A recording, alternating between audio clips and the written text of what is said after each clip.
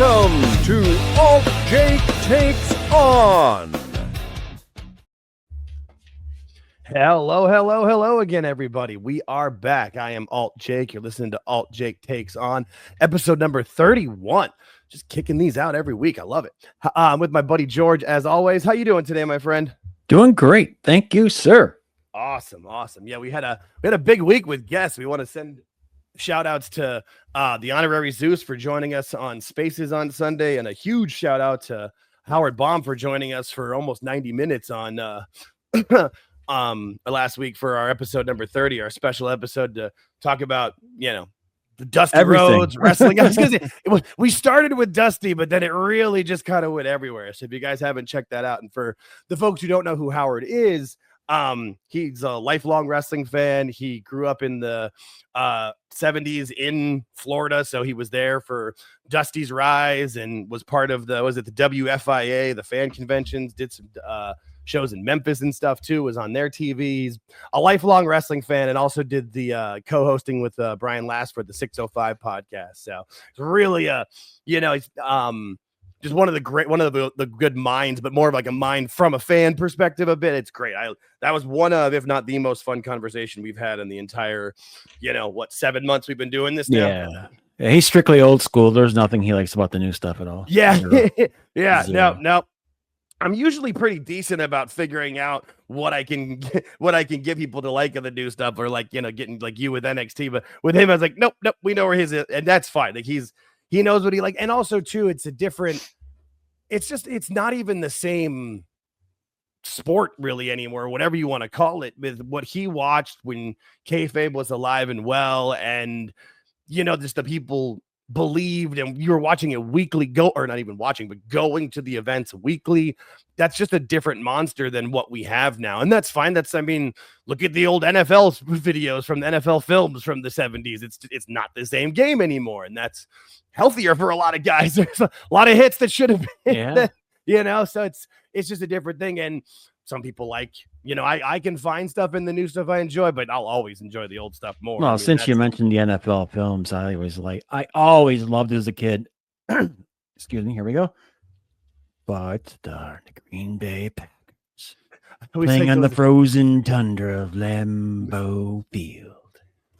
The autumn wind is a raider is always the one I remember. That's one of my favorite lines. It makes no sense, but it's awesome. It's one of the best lines in the history. I mean, that's like Shakespearean almost. I grew up on the NFL films back in the day. I forget, I'm a child of two teachers, and so we didn't have a lot of money, so we didn't get cable till I was a teenager. So I forget what channel it was, but on Sundays when the NFL wasn't on one of our local channels, there was like a 3-hour block of NFL films on Sunday afternoons. And I remember just sitting my ass down and watching all of those. Steve Sable, I love that stuff.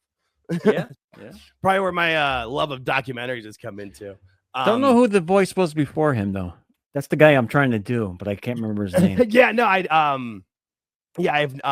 don't know enough about all those details. I know they made a documentary about that not too long ago of what all that was. But I loved NFL films. Anytime you can hear frozen tundra of Lambeau Field, yeah, it was all about they were always good about putting those. And the way they would describe different players and different, and then that music is iconic. Or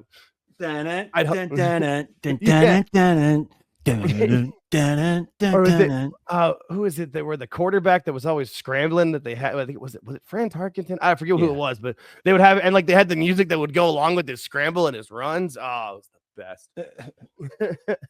Well, welcome to the NFL podcast. Right? Sorry, we took a little turn there, but it's fun. It's fun. But I just wanted to make sure we thank both Howard and Zeus. Zeus was fun. That was cool having a different perspective from the other side of the pond. He's from England, the UK, and we went a little bit earlier for that one. So if you guys like that, and there's more UK folks we can connect with, or even European, or any folks in the other time zones, we're happy to do an earlier episode once a month or every 6 weeks or whenever it works out. That was a lot of fun. I'm glad we did that too.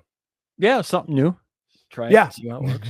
Yeah, no, it's funny. I've been busy this week, but I've got some edits that I got to put out after we finish this one. But I've got just the one clip of most of the soccer put into one. So if there's people that don't care about the sports stuff, they don't have to listen to it. But the ones that do, it'll be like the NFL one that we did with you and RJ, where because YouTube shows statistics, it's got a lot more views from people who don't normally watch our account because we hit different algorithms. So sneaking our way in. Anything else? What's up? Those Bubba the Love Sponge clips. Oh man, I think you've got to be our roving reporter and give us back for reports on Bubba the Love Sponge. I mean, yeah, I listen during the course of my day, but lately he's not been giving me anything that I can bring here anyway. Right, I was just gonna say, yeah, that keeps to our wrestling topics. But yeah, no, the most recent Bubba the Love Sponge video was one of like our top 5 most watched videos ever, most views we've ever gotten on video. Yeah, that one was good. Different algorithms. You know, I try to make sure that I put the keywords for those videos to be something different so that it can try to get more eyes. Because that's, we're not trying to, we're not people that are trying to think that we're going to be, like the next type of, Busted Open or Sam Roberts or anything with it. We're just trying to have some fun, but the more people we can get involved with it, the better. I love the comments and views and different things from people that we have, love them from the people that we always get like our standard viewers. But when you see a name like, I haven't seen this one before, we bring new eyes in. It's always fun. Yeah. Yep. Anything else you wanted to cover or talk about, or are we getting to our main? Not that I can think of. Other than the fact that we have 2 hours and 40 minutes to review coming up tomorrow night. That'll be exciting. Oh boy, yeah. I behind the scenes of recording this on Wednesday afternoon. I've watched NXT. We're gonna talk about that. We're gonna do our Dynamite review on tomorrow on Thursday, but I have not watched. I've seen a couple of clips, but I haven't watched Dynamite yet. But it's on my DVR and ready to go. Actually, not DVR. I'm just gonna watch it through HBO Max. So, but oh boy, I didn't realize they did another 2.5 hours. All right. Yeah, all right. They're doing that. They're doing that for a reason. But we can talk about. Sure. We'll mention it today. But we'll talk about it more tomorrow. Yeah, I was just gonna say Collision's going bye, and they're just gonna add the extra hour on the Dynamite. It has to be. Which is what people said from the beginning. Why branch in? Tony had his big ideas, and we will talk all about that tomorrow on our live stream. Join us for our.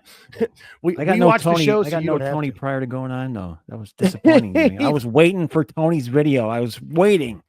He didn't have his white tux on. Maybe he looked a little bit more disheveled. There's 2 different Tonys. There is like the up and crazy and fun Tony, and then there's the disheveled and sad Tony. And it's like either Mickey Mouse or Eeyore, depending on whatever his intake is. I'm not sure. I don't know what he keeps in those cups that he's always drinking from.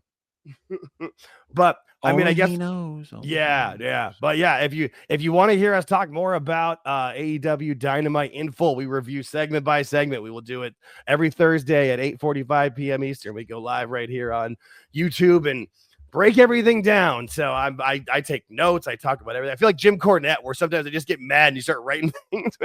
Never felt closer to Jim in my life, which is good. He's an all-time hero. So, but we wanted to at least kind of cover the bits of the week that we've gotten into so far. Raw, again, I feel like there's parts of the show that are coasting and parts of the show that are just like almost unmissable. And as typically usual, that unmissable stuff involves Roman. I mean, it's just crazy how much of a star he is and how over he's gotten with the audience.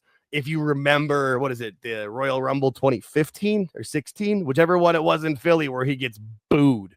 Mm-hmm. It's just, you go from that to this where like people are chanting OTC before his music hits and then his music hits. For someone that's only showing up once every 5 weeks.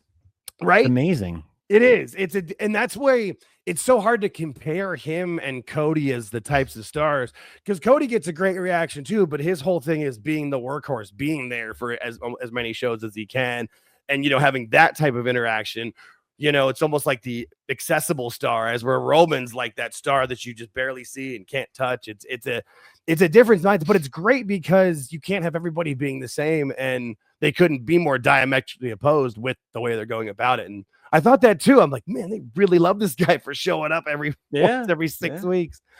They have a formula. They've used that formula before. Brock Lesnar. They always get a huge reaction from the crowd. I mean, geez. Yep. And You know, and it does, and it can work to help getting people over with it. Like, you know, when Roman finally eventually did get over one of the, you know, slaying the beast that was Brock is always a good part of it. But Roman starts to cut his promo, and then he gets cut off by Heyman and Bronson Reed. And I think this pairing is like, I love, obviously I'm still sticking with the whole ideas with Breakker and Heyman staying together at the end of this all, which is fantastic and where it's going to go.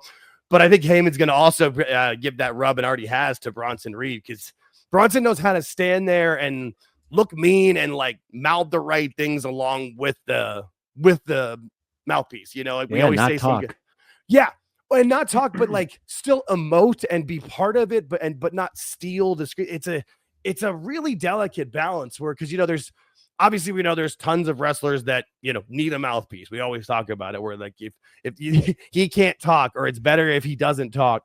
But even when you then get them the mouthpiece and their manager there, are they ready to actually, or can they actually use that with them so they can use it to their biggest advantage? And I think that's where Heyman tells him what to do. Hey, when I say stuff like this, you know, clench your fingers or crack your knuckles or crack your neck. Look, you know, look menacing. When I say this, you know, mouth something. Yeah, it's perfect. It's great. Yeah. I feel like, I mean, Roman's doing it because he's a good dude.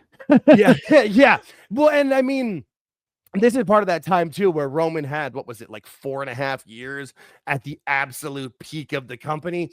There is a point where you got to give back a bit for it here and there. And that's where what this is. And it'll be a good match. It'll be fun. I'm not sure if an Australian street fight needed to be built up so much. I mean, what's different with make it go in? Fuck it. When Heyman said he's the match that he made famous, I'm like, are they gonna do some sort of like crazy death match? And then I'm thinking, I'm like, is there like a Punjabi prison but Australian? Is that gonna be like with, you know, bamboo and koalas on it that bites you or something? And then Australian street fight, like, okay, it'll be fine. Kangaroos are in every corner with boxing gloves on. But it's like that jacked up kangaroo you see on the internet where it's, hey man, kangaroo. That's why they have their tail so thick, because they lean back and they'll kick you, dude. I went to Australia in 1993. Yeah, no, it's Australia. It's an interesting country. It is an interesting country. I was there for a soccer tournament in 93 or 90. No, it was 95 actually. I was 13. Yeah, that's what it was. I was on the under 14 U.S. Nationals. Yeah, it was fun. But Again, I don't see any reason why Roman needs to win. I feel like this is all to help get Reed more over. You know, Roman's not going to be hurt with a loss, especially when it's not clean, because what's going to be clean with Heyman around in a street fight, and I'm sure Breakker will be involved. I feel like it's all really setting up to, I mean, I know people are thinking, oh, Breakker should beat up Seth at this year's Mania. I'm like, that's too soon. This group needs to, if the group's going to be what it's saying to try to be, the group should stay around for a while. I feel like it's Roman versus Breakker in Saudi, or not Saudi. I guess it's in Vegas. Vegas first. I'd be interested to see what direction they go. I would. I feel like you never know what really happened. What the no, absolutely not. And I feel like all of these options are on Triple H's bingo card, and he just kind of works to what's best and makes the right pick with it. But I feel like with what happened in the Rumble this year and with Breakker's rise, he's not ready. He's not ready to like overtake Seth and be the champion yet. Like, you could, and he might be able, but there's no reason to. He's doing great in the role that he's at, and he's growing pretty much perfectly, and beating Roman at a WrestleMania would really be the cherry on top to really push him to that next level and be a full main event superstar. Because again, he's only like, what, 26? He's got plenty of time. Yeah. I don't know if they're gonna do that with. I don't know. I don't either. They're doing Bronson first for a reason. So. Oh yeah, he's older, and yeah, no, for sure. And yeah, no, that's a good point. But I enjoyed it. I thought it was fun. I at least got to cover a couple other. We'll get back to Roman in a second, but the surprise of the evening was Maxine Dupree putting in a really good performance. I mean, a lot of that is Becky Lynch. Becky Lynch is fantastic, but you can see the work that Maxine's put in. She's not great. I'm not saying that. I'm not even saying that she's good, but if you look at her now as to where she was 6-8 months ago, because she never really got the NXT experience to really train. She got brought up. We were talking about this off air, but I'm pretty sure she was like the last Vince decision to bring up, because he brought up LA Knight as Max Dupree and was like, oh, we'll give him a sister. It'll be great. And it just wasn't. And then he went away. Yeah, right. I feel like that happened. The Maximum Male Models was like the last thing Vince did, and then he went away. And I think she just looks like she's a deer in the headlights. Yeah, she does. But now she doesn't look like she's on ice as well. She looked before it was a deer on ice and headlights, just like a cartoon with her feet just. But now, I mean, she's not great by any means, but it was fun to see that she was much more capable.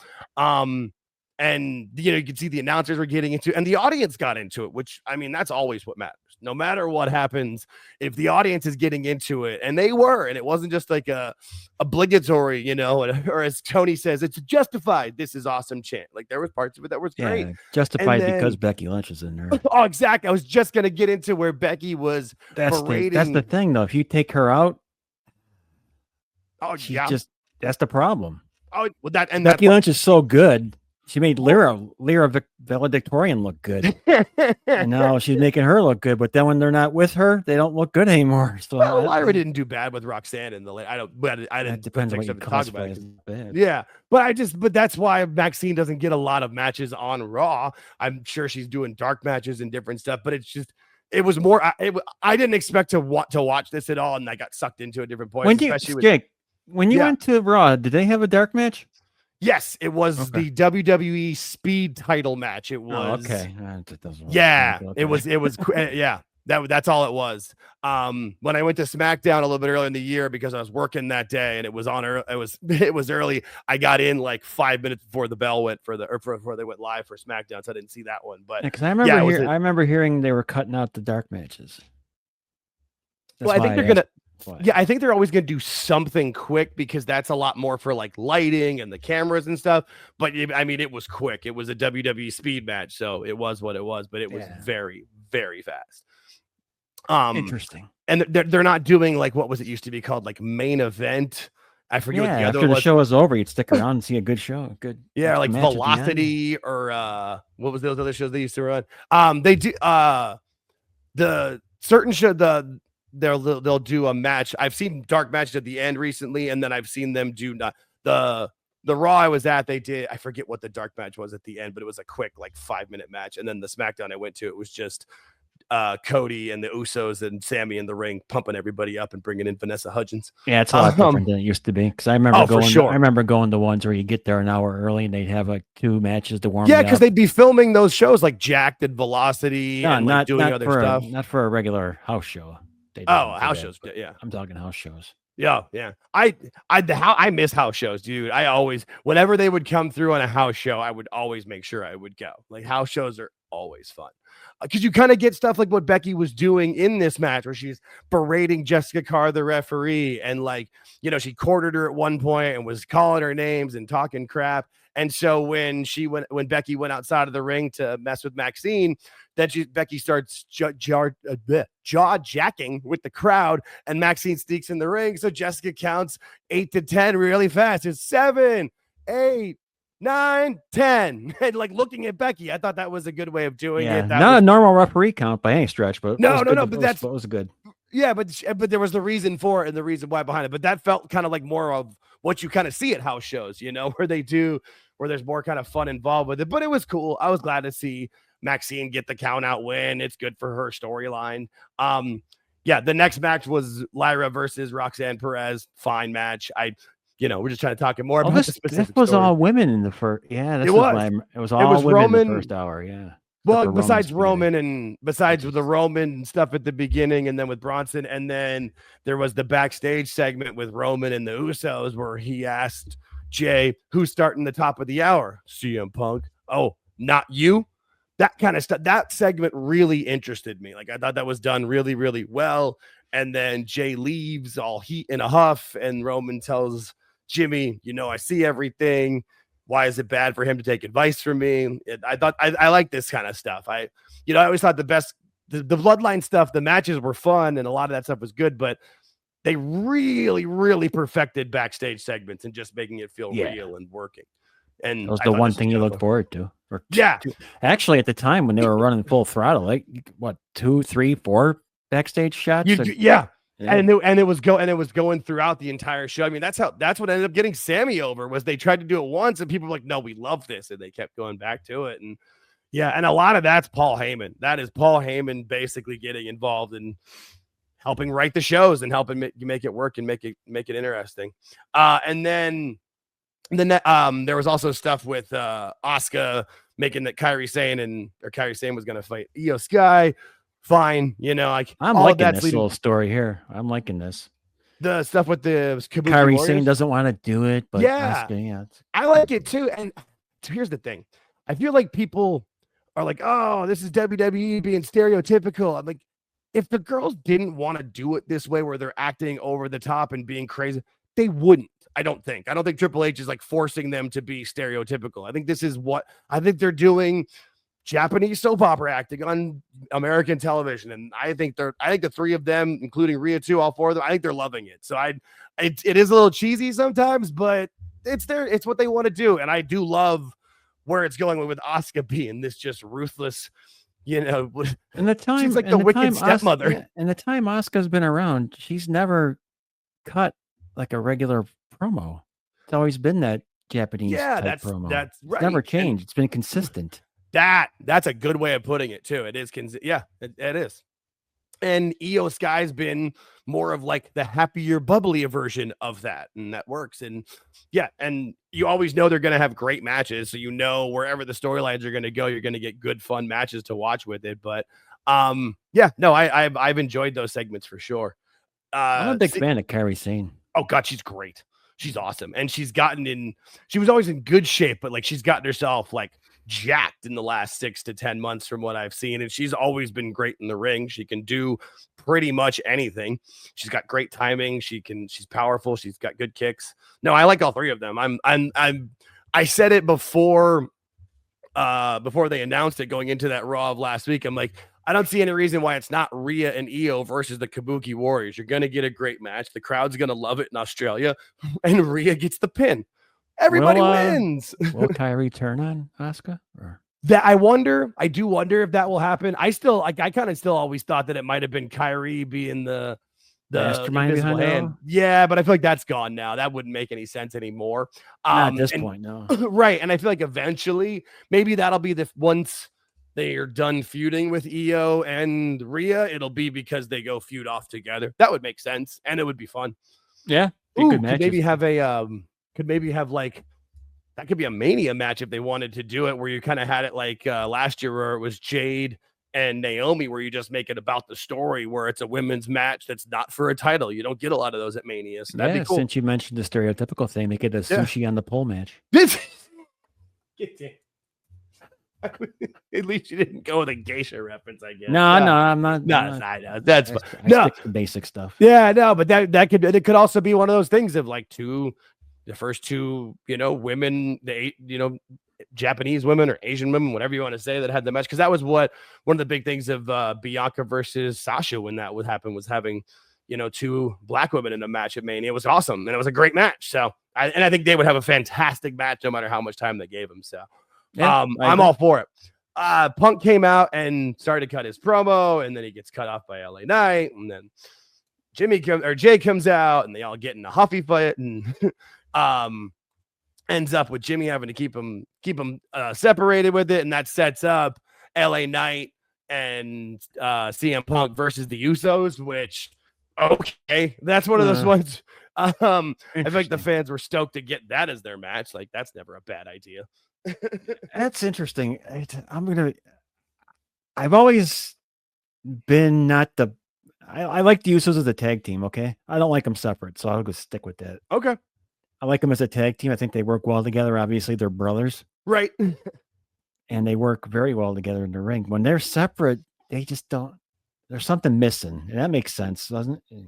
Especially with them being twins. Too. Yeah, exactly. It's not just that they're brothers, but them being twins, they're much, and there's always that relationship the twins are going to have. You know, it's one of those things that they're more connected than the rest of us. They grew up together. Like even if like, you know, you were born and your brother was born like a year or 10 months after you, even, you know, you're never going to be as close as twins are. It's just part of the process. And so I get that. I do like some of what they do on their own. Some of it, yeah, you're right. It's hard to put your finger on it, but there does feel like there is something missing within that. Because the enthusiasm level seems it's hard to describe, but there's something off. Yeah, no, and that's something. Yeah, no, it's just not bad. It's like just a piece missing. Yeah, exactly. Like it's exactly right. Like it's not you're not bad, but it's just it's just like a piece missing from it being really great. I get you. And then Punk and Knight teaming up to beat the Usos. That was the main event. Also had AJ Styles, Dragon Lee, and Penta defeating the Judgment Day for more turmoil in the Judgment Day. And you know, everybody loves Penta and AJ, and it's good to see Dragon Lee getting in there. People kind of tossed him to the side once Phoenix and Penta showed up, but Dragon Lee's still talented. He's young. Dude, he did that dive through the ropes, like he went over the commentary table when I'm like, he went over the commentary table. I'm like, how is that possible? He did. No, you're right. I've never seen anything like that. He did. No, he flew. He did. Well, I mean, the last time we saw something close to that was when JD McDonough almost killed himself diving over himself. Yeah, watch on those. No, that was.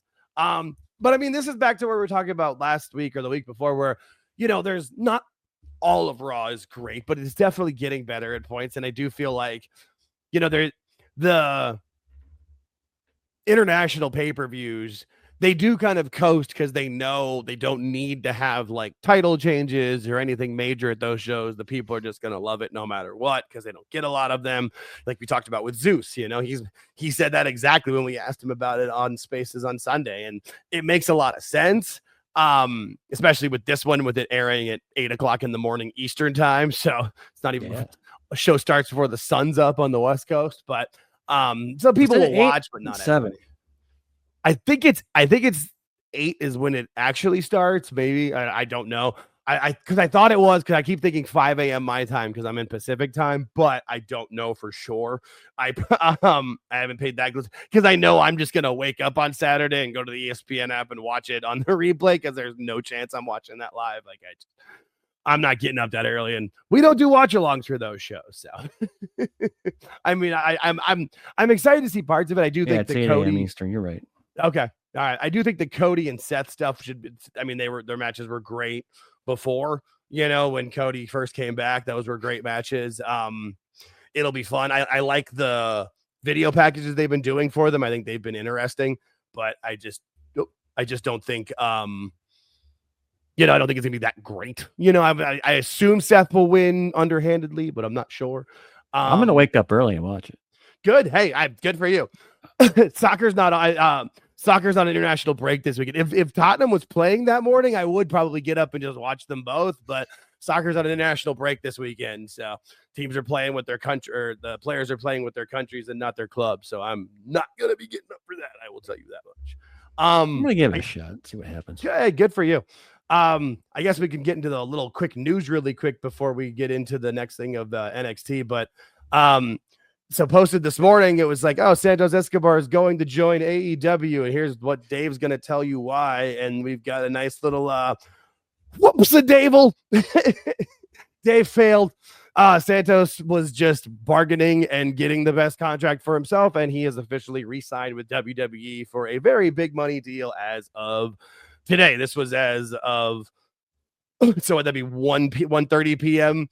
Eastern time, because I got this from my Twitter, which is in Pacific time. So yeah, but good for Santos, man. I feel like they haven't been on TV because he's been in that. They knew the contract was coming up, but good for him to resign. I like to see that. It's a shame he won't be able to be a member of the Don Callis family. I did, because that's where he was going. Dead on. You got me with that. I was not prepared for that. Dead ass still. Where else would he be? What sucks because he's a heel that could actually talk too. But I mean, just join. How many members of the Callis family are there? I mean, like I lost track of 10. Okay, because I my guess was 12 or 13. I wasn't sure. So, oh my God, the Don Callis family. Again, tune into us on Thursday at 8:45 p.m. Eastern Standard Time, right here on our YouTube channel, where we go live and you will hear our direct thoughts of AEW Dynamite. It's fun. We try. We do try. Yeah, no, we make it fun. No, I joke. I talk that way because of it. Like I always say, if you don't want to watch the shows, we'll watch it so you don't have to, and I will give you the breakdown from somebody who loves professional wrestling and wants Dynamite to be good. If I want to be entertained, I go in I hit the dispensary first, then I go in. Okay. If you get it, you get it. I'm trying. I want it to be good. I am going to go on record and say if Collision moves to the third hour, I'm only watching the first two. Okay. That's if a that good happens. yeah, okay. If that happens, it'll be like when Nitro went to 3 hours and like the first hour was the luchadors, and that was good. The second hour, you might get some storyline that could be and then the third hour was just the main event trash, which is exactly what AEW. Jesus, you're right. Oh my God. Because all they're going to do is go 8 to 10, take their 15-20 minute overrun, and then start the next show, and you won't even know what's going on. You're just there, right? And they're figuring that people that are there, they're not going to go anywhere now. They're stuck, so they're probably right. I mean, for the people that are still there, but we see when their ratings go through, they're consistently dropping, and usually that's all changed now. I've been reading up on that. That's man, yeah, that is. You know what? That's a topic we can at least bring up from what we've heard about it. So this whole now it's a big data plus. What do they call it? Forget. Damn it. All it is let's say you had 100 Nielsen families before.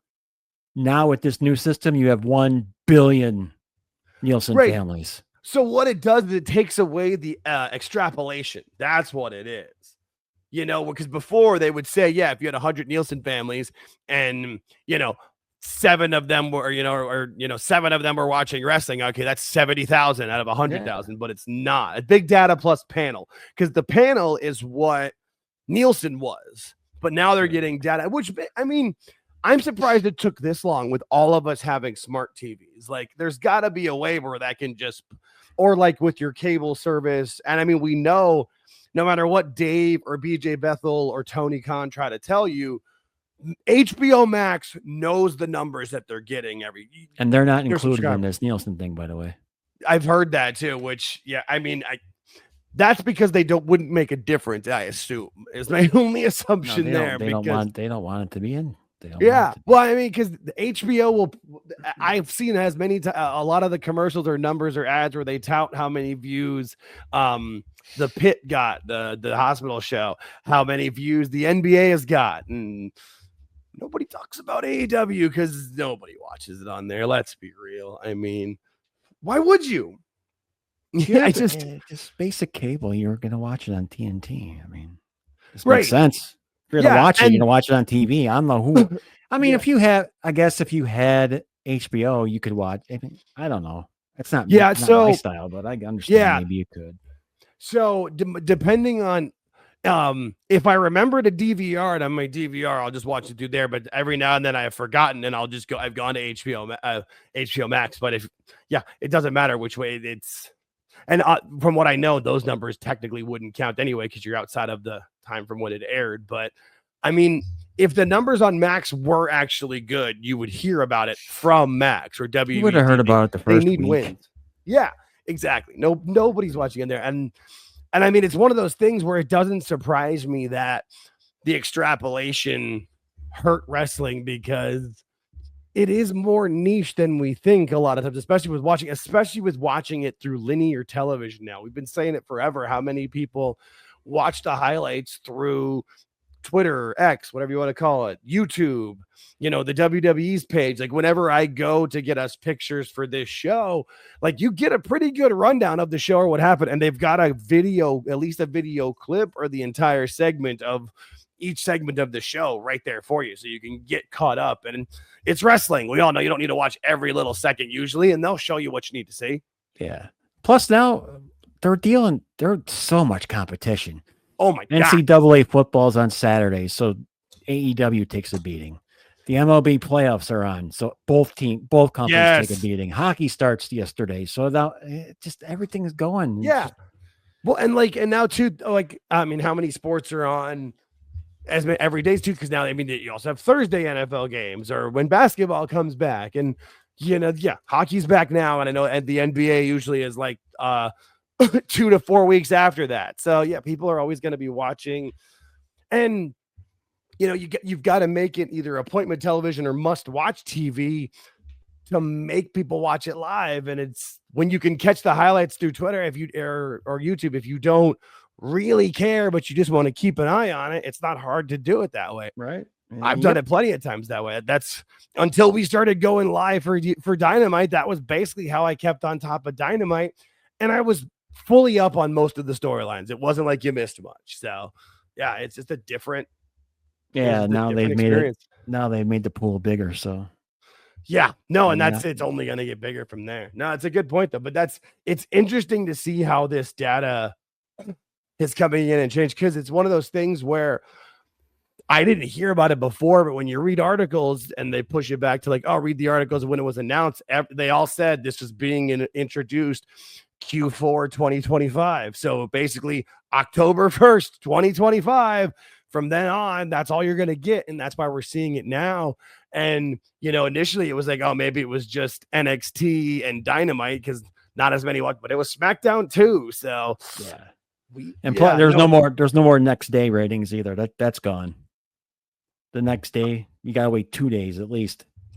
Right. Which makes a little bit more sense because they're gathering so much data, but it also means like, yeah, that's, those numbers are the numbers and they're not changing. But this also does explain, because we had this when we talked about Dynamite before, where we didn't understand why the rating was once and that the rating came out like 638, and then we saw it again, it was like 565 or something, and it was like, wait, why?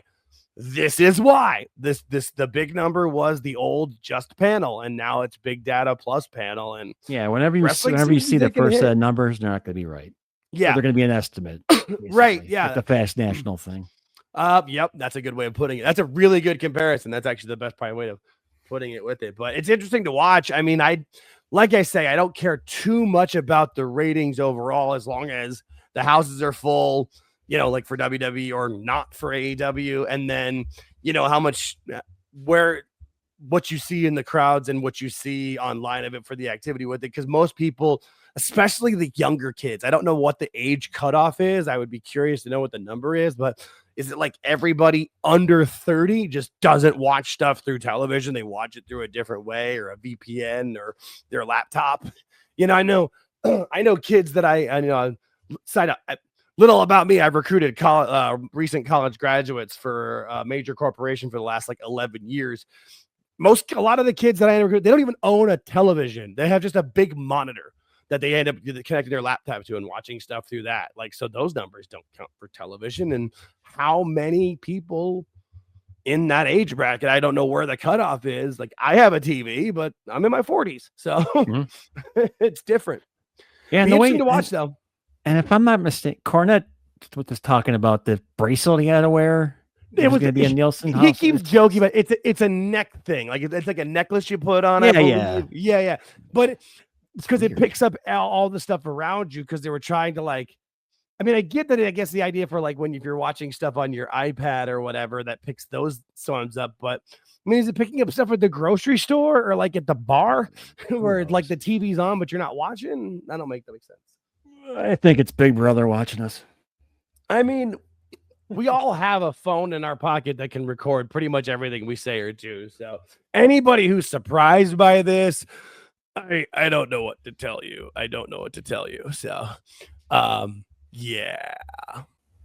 All right. Well, and then we also have NXT versus TNA, not Invasion, Showdown, which I understood. That's one of those things that, like, with the specific dates of the 7th being close, yeah, I got it. Like, I get why other people are like, it's dumb, but you don't want to offend. That makes sense. I get it. And, it didn't need, the way Santino, I thought they made it work well, where he's like, look, it doesn't need to be an invasion. It's just a showdown because we're still working together. And they are. Especially with what happened in the first match where the Hardys beat Dark State to win both the NXT and TNA titles, which was fun. I was glad to see that. That was cool in the sense of, like, I'm glad always when I see the Hardys matches and they don't get too hurt. Yeah, they make me nervous. It does.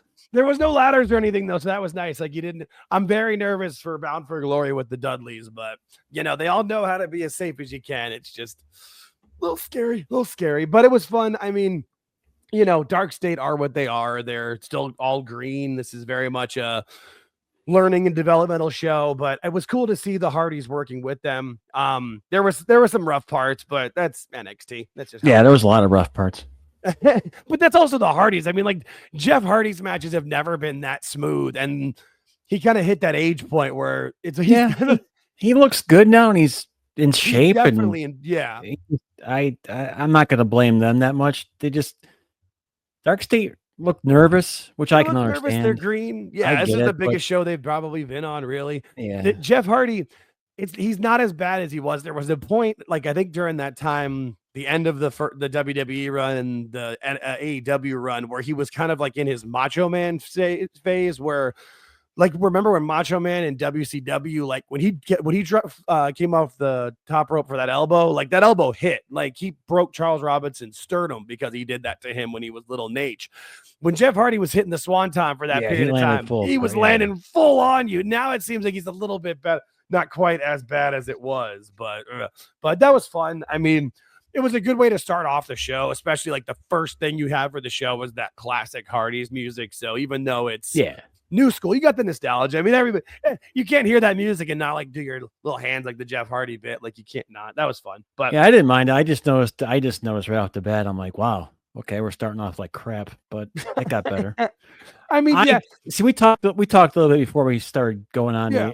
I am of the opinion, no matter if it's a developmental brand or whatever, now it was Invasion, but it's not. It's a Showdown. Okay, 2 companies are working together, so that means it should, in my mind, be professional as possible.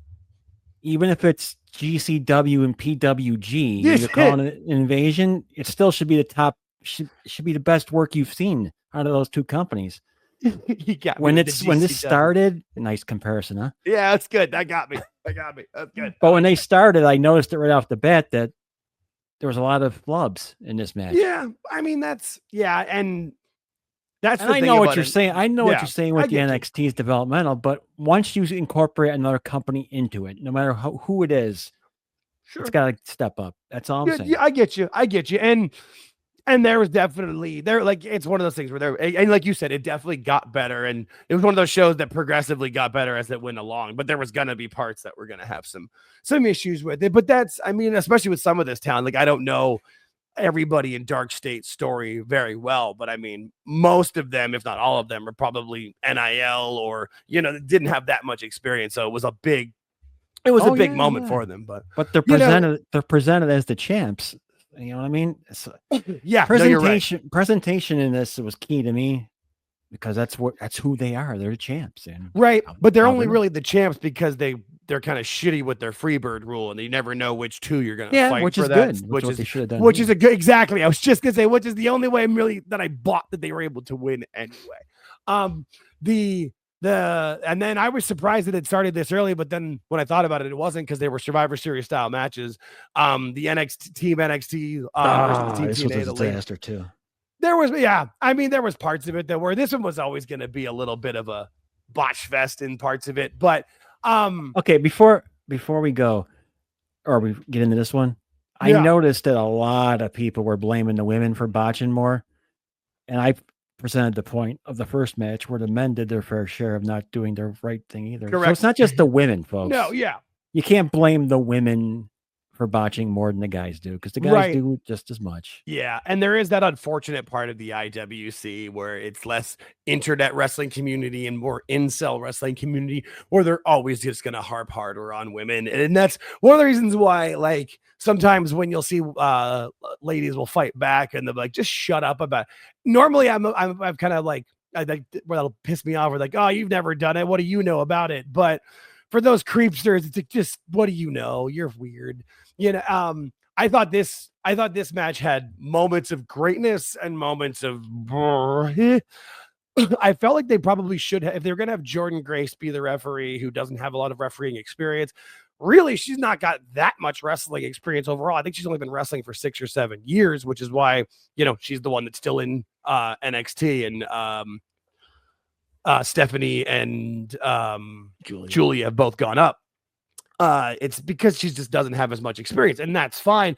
I feel like they maybe should have had more on the outside with referees just for that communication bit, because I felt like that was where he was not consistent. Yeah, because there was a couple of parts where everybody got a little lost, and when you've got 8 ladies in there in the big, and that's the other thing too for a lot. I think that's why they had Kalani Jordan on Team NXT, excuse me, on Team TNA. Was just because they were hoping that she'd be a little less nervous. Because a lot of those, I mean, especially like the Iconics and then Jakara Jackson. I know Sade is her name in TNA, but she's Jakara Jackson in my mind. Like, that was a big moment for all 3 of them, especially for all of them of like, this is my chance to like show what I can do. And I'm coming back here. And Iconics played big time. They were on Raw every week. Yeah, you're right. So I have no. And I think this is like, they want to get back into the good graces of it, especially now they both have kids. Sol Ruka's dive out of the outside, though, where she did like the back handspring and flipped over, and just like, that was beautiful. That woman is talented. It's crazy how talented she is for being someone who hasn't been doing this that long. Like, even on SmackDown, she just connects with the audience. I give her a lot of credit for sure. Yeah, she looks like she's having fun. That's why she does. It looks like she gets clicked for it, and like she gets it now, and she understands how to work with the audience. It also helps that they all love her, but we at least have to talk about the botch of the match, the one that was making the rounds on X, where Jakara Jackson did the moonsault, and I mean, she stuck her hands out to try to hit her with it, like one of those, like, everyone always says, like, where the, you know, didn't get all of that as the wrestling one. I just immediately go to Major League, just a bit outside, and it is what it is. It's fine. A little overzealous on her rotation. She was. And I mean, I've seen people be like, well, Jakara Jackson or Jada Parker could have been in a better position. I'm like, looking at it in that picture there, just look like an overshoot. Like, you're a little bit too hyped, which, again, understandable. Like, this is a big moment for everybody involved, but also the TNA folks even more so, because these are big matches on a show that is got a lot put behind it. And let's be real, what channel is TNA even on in the States at this moment? I don't think we're going to be able to say this for long. Here's the thing that people always forget about. How many people, talent-wise, men and women, now do this, where they go to the top rope and they do a backflip off the top rope, and they never look first. Hangman Page does it. There's a lot of people that do it. Charlotte Flair does it. Yeah. Yeah, no, I Wouldn't don't like. You look before you jump as a natural person to make sure your target is there. Look, you don't even I don't need you to look. I need you to at least peek. Like, give me a glance. Like, you at least like you looked under your arm. Like, give me a peek at least. Do that. That's part of a thing. If you're gonna do something in a fight, you want to make sure you're there to hit them. I'm with you. No, I'm with you. And you're right. Like, because I know Charlotte does it in the ring, but she's usually to the outside, and Hangman's always to the outside. And if you're not, and that's and I know, like we talked about it earlier, like kayfabe's dead. It's fine. Like, we understand that. Like, we talked about Howard. Like, and that's the. But again, like I've always said, like, we can understand that this is predetermined. They have to act like it's real still. Like, they have to act like, even if it's like a soap opera and they got to overact like a telenovela, I don't care. Yeah. They have to act and believe like it's real. Before she jumped, she never looked.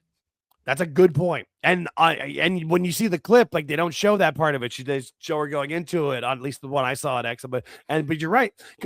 So I did watch it twice. And so what happens if Jake's on top of the ring and I'm supposed to catch it? Okay, I'm supposed to be there. What if I twist my knee? Right. And you don't look to make sure I'm there. You're going to guess who's eating the friggin' thing. Right. Exactly. Right. And that, yeah. Or like, God forbid somebody trips like I'm sorry, you've never tripped over your own feet before. Like we've all done it. Like you can't expect all the time for it to be right, especially, I mean, I guess on the main roster, maybe a bit more because they're a little bit better off, but even still, probably not. But like NXT, TNA, AEW, AAA, like, hey, you're professional, but not as professional as everybody. You know what I mean? Like you're AAA minor league. You're not the biggest. Just think of it like a regular person. Oh God, yeah. If you're gonna do that move, and you're trying to, suspend your disbelief. Right. I'm gonna get on the top rope and I'm gonna backflip off for some unknown reason and knock you out. I want to make sure you're there first before I do that, so I can knock you out. So like in a real situation, like, okay, so let's say I'm approaching a pub that my friends are at, and they're outside getting in a fist fight with 3 guys, and it's 2 of my friends are getting fought, right? And I see that. If I'm going to run and help, right? And let's just say, hey, I'm going to run and I'm going to spear the extra man. I'm not going to run with my eyes shut. I'm going to run looking at, hey, I'm going to hit that guy. Or, I'm going to at least know where my target is. Yeah. You can't go blind. Yeah. Yeah. Just a little bit. But so I'm just saying, when you do this move, just take a peek first and make sure they're there. Just a little bit. You're not asking like you've got to have a pair of binoculars out, but just turn your head. Give me a little bit. The finish of this was fun, where Soul hits her move on Kalani and then JC steals it. That made a lot of sense to me, especially with it seems like they're setting it up where Sol Ruca is going to be the number 1 contender for the women's title. She'll probably lose that because Zarya will get too jealous, and then it'll be Zarya versus Sol for the North American title. Makes a ton of sense. I love it all. I thought that way they did this was very good. I enjoyed this, at least the end of it. Especially once it got to where it was just the 3 of them in the ring, I thought it was right. It got a lot better at that point. But that's, Kalani Jordan is one of the reasons. I mean, she is probably one of the top reasons you would bring where you'd promote the NIL, like the NIL program. She was a gymnastics and track star, didn't know a lot about wrestling, and is now a major, major star and the world champion of a major promotion. I don't see this belt coming off JCJ anytime soon.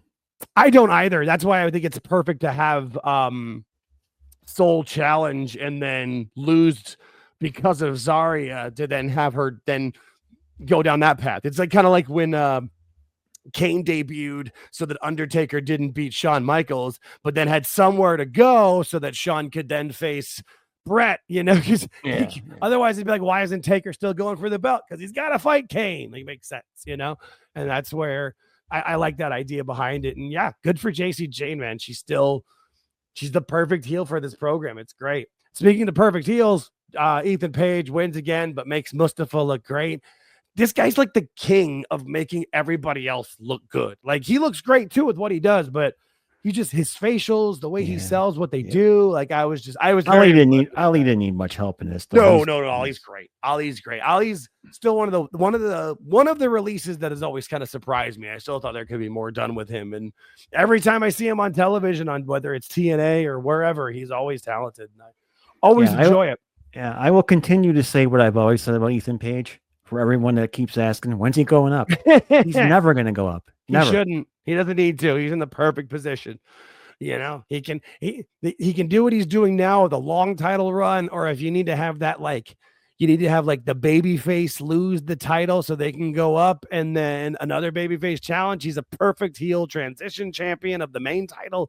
It's a beautiful thing. No, it works perfectly. Yeah, he's perfect at this. Yeah. And like we said, he's got young kids. He's clearly happy with what he's doing. He's got coaching in his blood. It's just going to make sense. He might end up being like, one of the next head trainers at NXT in the Performance Center. It makes a lot of sense. Yeah. Makes sense. And then I was surprised when at the 90-minute mark of the show, it kicked into Leon Slater's music. So Team TNA was coming out. So they were going right into the You didn't mention this. The best finish I've never seen before in this match, where Ali's foot got stuck in the cables. Oh yeah, that was good. That was good. That was different. I saw it. I'm watching it going, because they jumped out. They were outside the announce table. I'm like, okay, something's on his foot. And then then the camera zoomed in on it. So this was obviously part of the finish. Right. And I'm like, it's still on his foot. And sure enough, they used that. I've never seen broadcast cable using the finish, but that was brand new. Yeah, he tried to because he tried to do was it like one of the topes, like either I don't know what they're called, but let's just say the tope suicida, and yeah, he just nope, it was different. I go, it's cool. Never seen that before. Never. No, and then even the camera at the end, like it shows the pin, Zoomed but then like they dragged, and they dragged back from Ali's foot to the that was good. No, you're right. I forgot about that. I did. Yeah, the finish was the best part of the match, easily. Yeah, and it was a good match. But you're right, the finish was the best. That was when they can make you a fan of how many years. Like I've never seen that before. That's impressive because like I went through my mental Rolodex last night relatively quickly. That's good. Never. I've seen cable used to strangle the person. Sure. Right. That's usually the move. Outside the ring, you strangle. I never seen it get stuck on his. Never. So. And then to like prevent the move. But yeah, it was just done well. And that's two professionals who knew what they were doing. And, I'm sure they've wrestled on the indies before together or whatever. Like they clearly knew what they were doing. And it was great. Like I got to find out who produced this match. I got to find out who produced this match. Yeah, that's a good point. I mean, my guess is like Norman Smiley. That's usually my guess on great matches. But NXT just, it's, and this is the kind of stuff you need on NXT to give it the credibility so that those moments where the younger or greener talent have some botches. It's kind of like when you had with Eddie Guerrero and Chris Benoit and stuff on ECW, where it wasn't just great technical matches. So then you can have the violent and crazy stuff where it's not every single match is the violent and crazy stuff. Tune into our live show. I'm just a fan of being surprised in general, but yes, when you throw something new at me, I like that. Yeah. No, and then in the back, they also set up Matt Cardona versus Josh Briggs for next week. That's great. I think that's awesome, too. Again, you have a younger talent being able to work with a seasoned veteran. Never a bad thing. Never a bad thing. I mean, just look at Javon Evans. He's worked with so many. Randy Orton, Rob Van Dam, whoever else he's always worked with. So, but the men's Survivor Series style match was the last 90 minutes of the show. I thought it was done very well where like Miles Bourne came in and lost basically right away due to a finisher, which made a lot of sense. He's a young up and comer. It also then puts Team NXT in peril, which I thought was smart because you kind of knew it was going to come down to, Trick and Ricky and can they coexist? And we knew the answer was no, but I thought it was done very well. Big fan of the Team NXT jerseys, by the way. Oh yeah, that's why I grabbed this picture because you had those two in the back there where they all had the.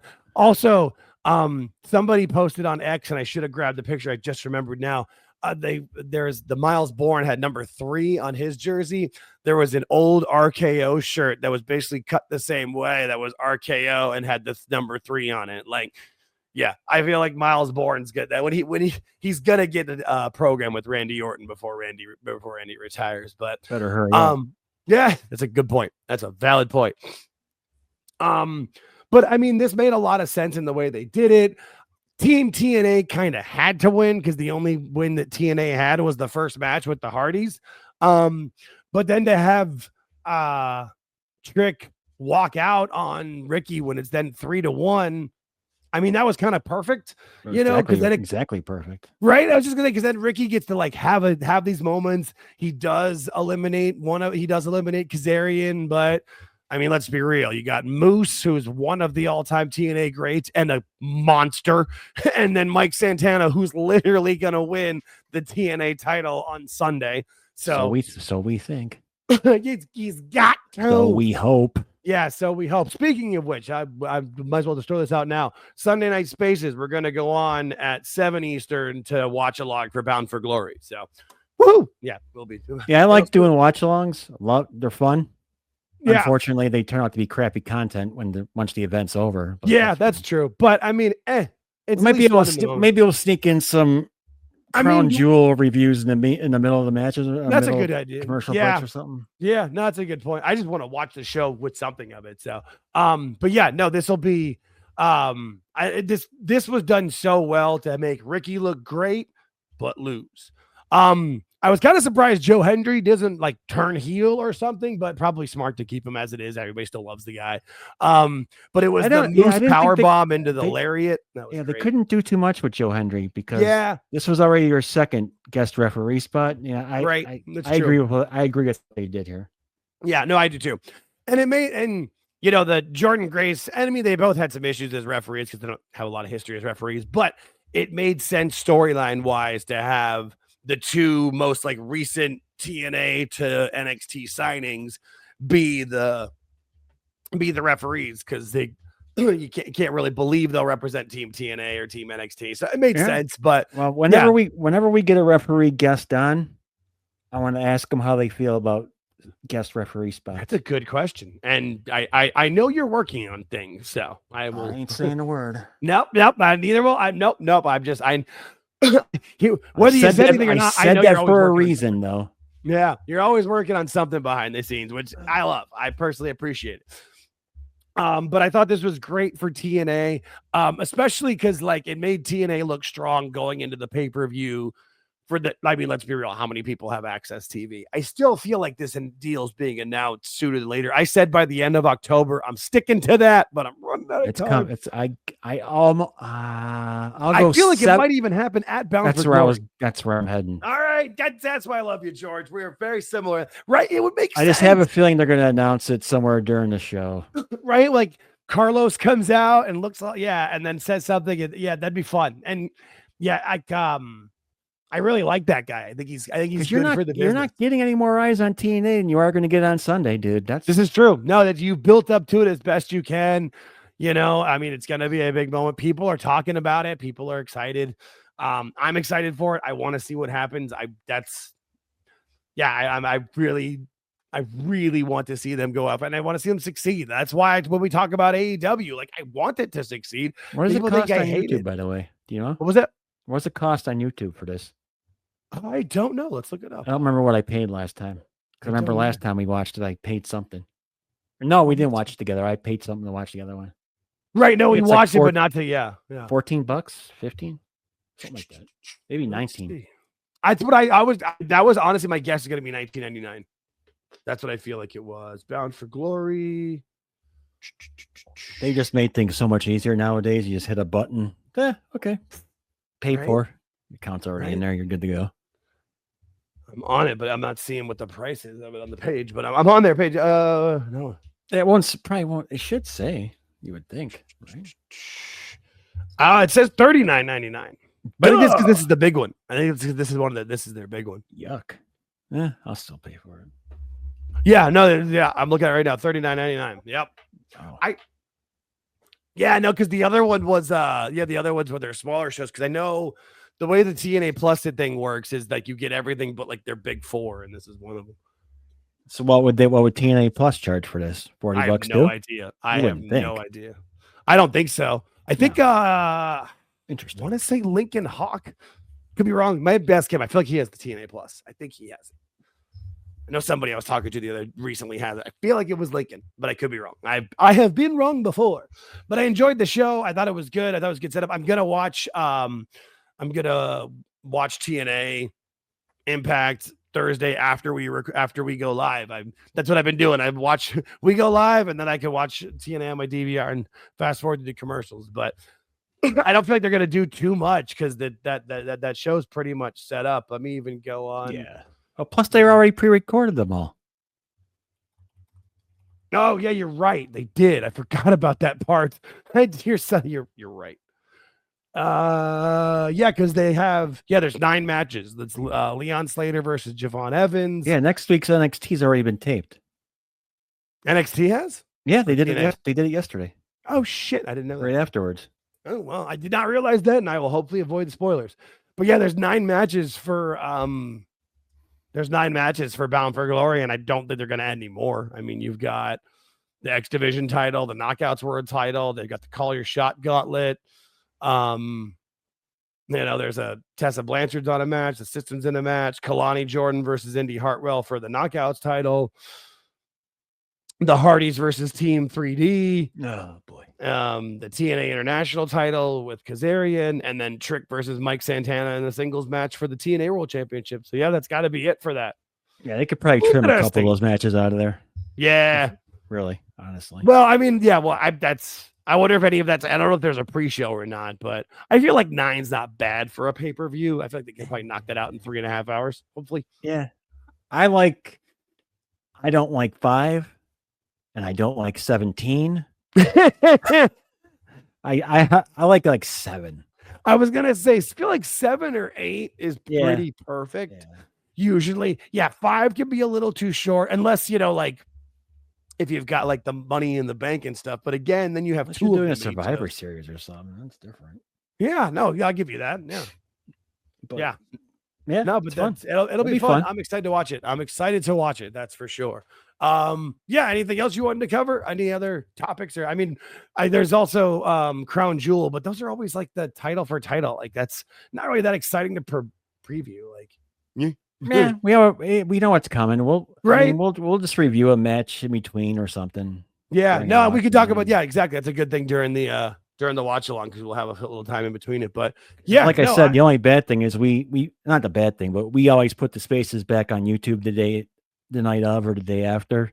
Yeah, and a watch along is just worthless on a playback. They usually we have somebody with us or having fun during it. It's not too bad. Different. So if anybody wants to join us, I know what was it? Did we have it was the TNA one when I was in San Diego. Don came in. He came out and had some fun. That was there was some good content there. But yeah, I get you.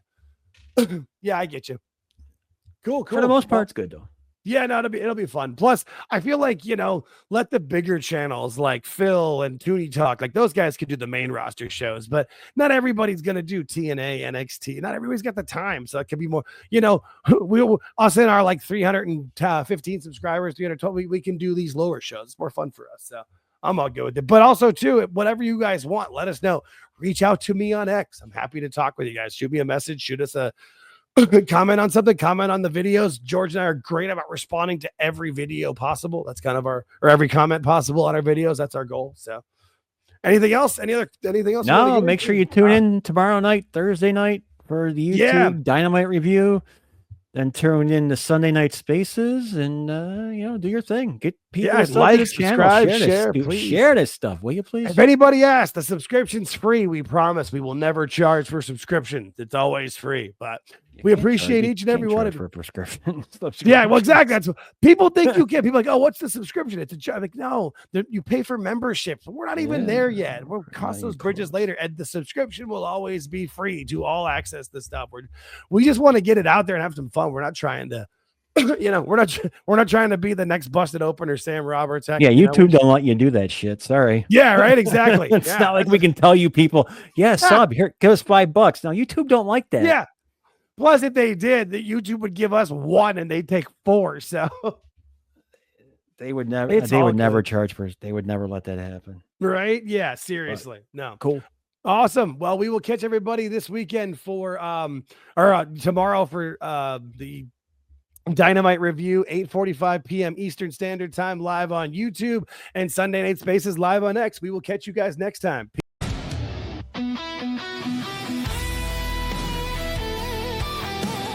We appreciate you making it to the end of the video. Please hit the like button and subscribe if you haven't already. Thank you.